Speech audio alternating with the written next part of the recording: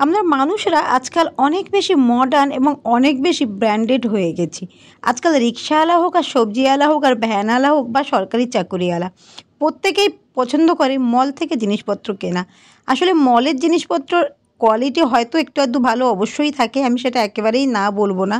কিন্তু সত্যি কথা বলতে গেলে দেখুন, আমরা যারা ডেলি বাইরে বেরোই না, আমাদের কাছে মলের জিনিসই হোক বা ফুটপাতের জিনিস বা এই ট্রেনে বিক্রি করা হকারি জিনিস, কোনো কিছুই আমাদের কাছে পার্থক্য কিছু লাগে না।